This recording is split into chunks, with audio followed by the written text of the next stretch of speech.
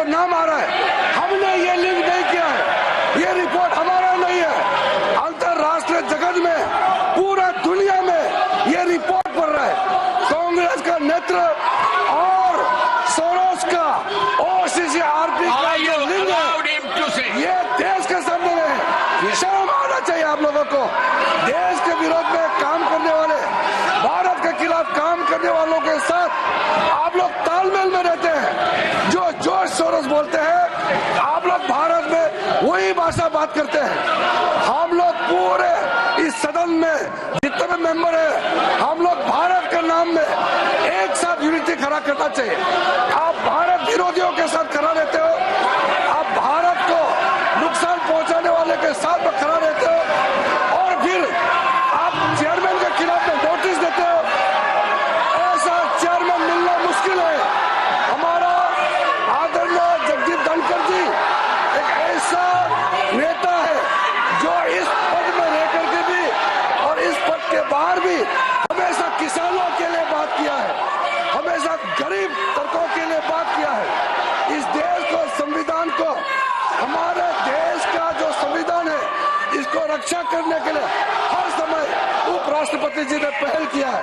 हम लोग गर्व है आदरणीय जगदीप धनखड़ जी राज्यसभा चेयरमैन के रूप में इस कुर्सी पे आसीन है। हम लोग फख्र महसूस करते हैं, और चेयर के खिलाफ कोई भी आप लोग काम करेंगे, इस तरह का नोटिस देने का नाटक करेंगे, हम लोग इसको कामयाब होने नहीं देंगे। और पूरा कांग्रेस पार्टी माफी मांगना चाहिए। सोरोस और कांग्रेस नेतृत्व के बीच में क्या रिश्ता है, वो रिश्ता जो है सदन के सामने में आप लोग बताइए, और देश के सामने में माफी मांगना चाहिए। मैं साहब ये कांग्रेस पार्टी और उसके साथियों का जो हरकत है, उसका मैं खंडन करता हूं सर।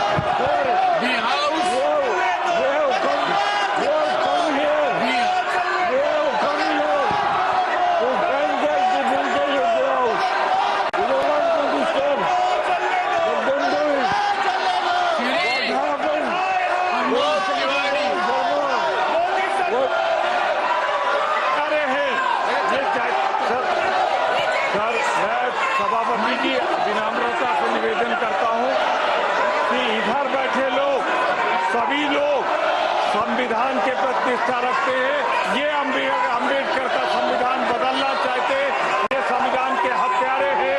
हम स्पष्ट करना चाहते हैं कि आपने देखा कि किस तरीके से संविधान के हत्यारे हैं। की कार्यवाही स्थगित हो गई है। अविश्वास प्रस्ताव पर चर्चा के दौरान एक बार फिर से नारेबाजी सुनने को मिली। किरण रिजिजू ने एक बार फिर से उपराष्ट्रपति जगदीप धनखड़ की तारीफ की, उन्हें किसान प्रेमी बताया, उन्हें गरीबों मजलूमों की आवाज उठाने वाला बताया, उन्हें संविधान प्रेमी बताया, संविधान की रक्षा करने वाला बताया, और जगदीप धनखड़ की तारीफ की। इस अविश्वास प्रस्ताव को एक बार फिर किरण रिजिजू ने नाटक बताया, सवाल उठाया कि सोनिया गांधी और सोरोस का लिंक क्या है। क्योंकि 72 साल के इतिहास में ऐसा हुआ नहीं कि किसी राज्यसभा सभापति के खिलाफ अविश्वास प्रस्ताव आए। हालांकि पिछले सेशन में, जब पिछली बार सत्र चल रहा था, तो भी ऐसी ही चीजें थी कि इसी तरह प्रस्ताव लाने की तैयारी थी, लेकिन उस वक्त एक बार और मौका देते हैं कि अंदाज में नहीं लेकर आए थे। लेकिन जरा एक बार सुनिए क्या हुआ आज राज्यसभा में। हम लोग पूरे इस सदन में जितने भी मेंबर है, हम लोग भारत के नाम में एक साथ यूनिटी खड़ा करना चाहिए। आप भारत विरोधियों के साथ खड़ा रहते हो, आप भारत को नुकसान पहुंचाने वाले के साथ में खड़ा रहते हो, और फिर आप चेयरमैन के खिलाफ में नोटिस देते हो। ऐसा चेयरमैन मिलना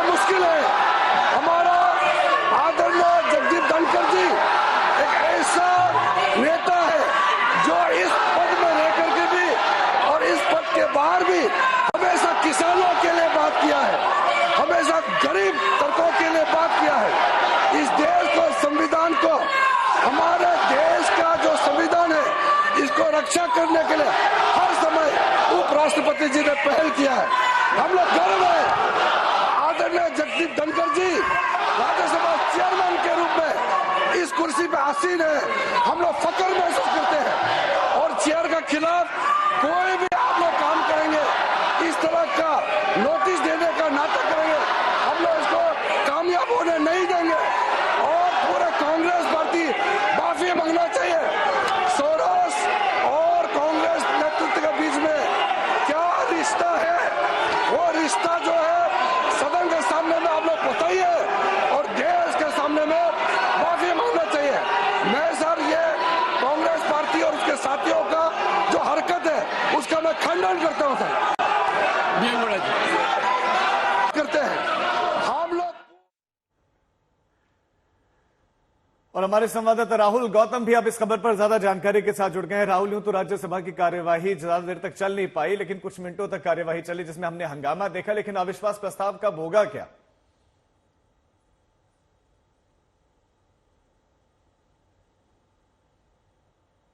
इसके बारे में और किया गया है।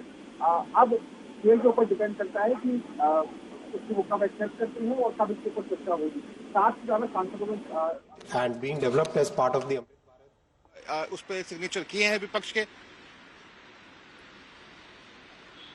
और कोशिश है विपक्ष की कि सरकार को इस पूरे मामले पर घेरा जाए। दरअसल जो नासिर हुसैन है, जो जयराम रमेश के साथ में जाकर जिन्होंने इसको जमा कराया, उनका साफ तौर पर यह कहना है कि जो विपक्ष के सांसद हैं उनको नहीं बोलने दिया जाता है और जो पक्ष के लोग हैं उनको बिना किसी नियम के, बिना सबमिशन के भी बोलने दिया जाता है। जो विपक्ष के जो नेता जब बोलने के लिए खड़े होते हैं मल्लिकार्जुन खड़गे, तो उनका माइक ऑफ कर दिया जाता है 10-10 सेकंड्स के अंदर।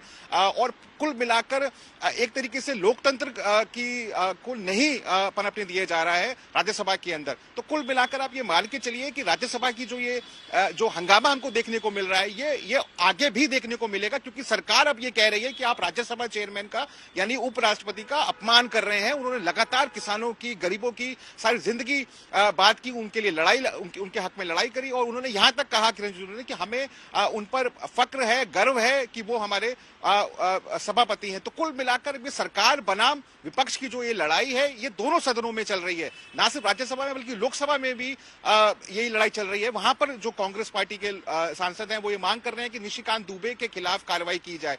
तो कुल मिलाकर अभी भी जो गतिरोध है वो कायम है, और 72 साल के बाद ये अविश्वास प्रस्ताव पहली बार सभापति के खिलाफ लाया गया है। विपक्ष ने कहा कि हमारे पास कोई और चारा नहीं बचा है। कहानी है, अब नया ये था कि 72 साल बाद अविश्वास प्रस्ताव आया, लेकिन कहानी रोज की वही है, सदन चल ही नहीं पा रही। जैसे सदन की कार्रवाई शुरू होती है, कुछ सेकंड के अंदर ही स्थगित करना पड़ता है।